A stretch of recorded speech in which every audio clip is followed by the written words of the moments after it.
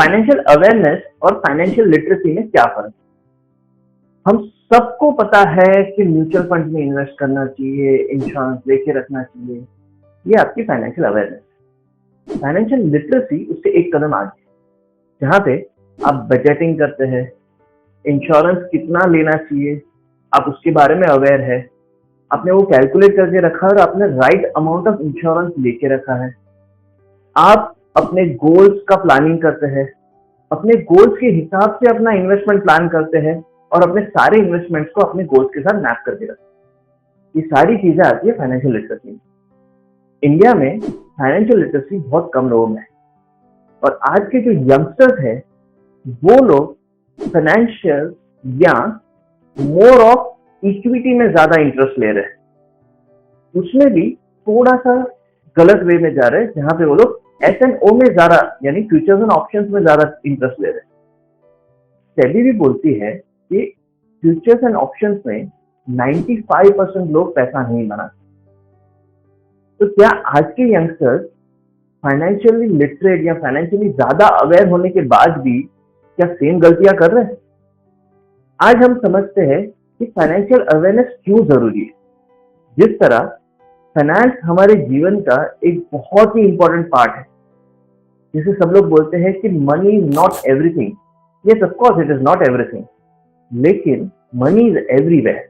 पैसा हमारे लाइफ में सॉल्ट की तरह है, इसलिए पैसे को मैनेज करना या फाइनेंशियल लिटरेसी होना आज की तारीख पे बहुत जरूरी है। फाइनेंशियल लिटरेसी में मेजर 2-3 चीजों का आपको ध्यान रखना है। पहला, आपका बजटिंग। बहुत लोग आज भी पे चेक टू पे चेक यानी बहुत ही कट टू कट, जितनी इनकम आ रही है उतने ही एक्सपेंसेस है, उस तरह से जी रहे हैं। क्या ये सही है? Of course not. बजटिंग आपको हेल्प करेगा कि मेरी जितनी इनकम है उसमें मुझे अपने एक्सपेंसेस कैसे मैनेज करने हैं और मेरे जितने भी फ्यूचर गोल्स है उसके लिए उसमें से मुझे किस तरह से बचाना है। दूसरा है इंश्योरेंस।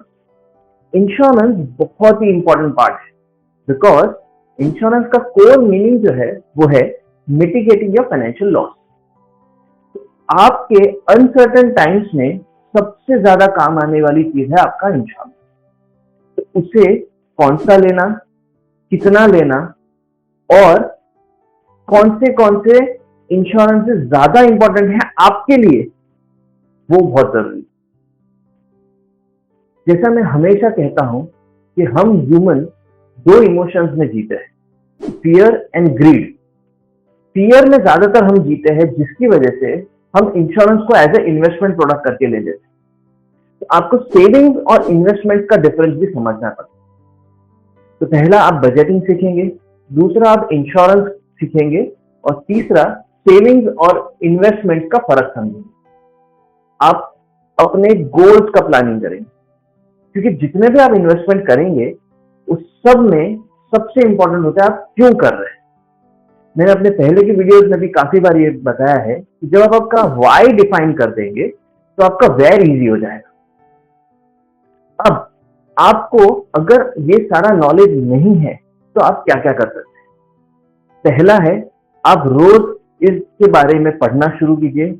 बहुत सारे यूट्यूब चैनल्स या इंस्टाग्राम या बहुत सारे सोशल मीडिया पे आपको ये सारी इंफॉर्मेशन मिल जाएगी। इसका प्रो है, आप घर बैठ के अपना नॉलेज बढ़ा सकते हैं। कौन ये है कि अगर आपने गलत वीडियोस देख लिए या आधे अधूरे नॉलेज ले ली तो half knowledge is very dangerous, आप गलत जगह चले जाएंगे। जो दूसरा हमारा इमोशन है वो है ग्रीड। ये गलत वीडियोस देखने की वजह से आप ग्रीड की तरफ जल्दी जाएंगे, जो आज का यंग जनरेशन और may be a part of that young generation is going towards. Financial literacy होनी बहुत ही जरूरी है, लेकिन उसमें भी ज्यादा ये जरूरी है कि आपको क्या नहीं करना है। ये अगर आप खुद से नहीं कर सकते तो आप एक फाइनेंशियल एडवाइजर की हेल्प। जैसे हेल्थ में हमें सब पता है कि मुझे रात को जल्दी सोना चाहिए, मुझे अच्छा खाना खाना चाहिए, मुझे एक्सरसाइज करनी चाहिए, ये सारी चीजों का अवेयरनेस हमें है। बस क्या इन सारी चीजों के बारे में लिटरेट है? नहीं।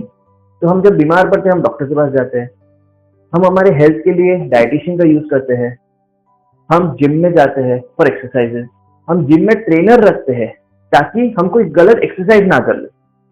उसी तरह आपको एक फाइनेंशियल एडवाइजर भी रखना होगा ताकि यही सारी चीजें वो आपसे डिसिप्लिन से इंप्लीमेंट करवाएगा।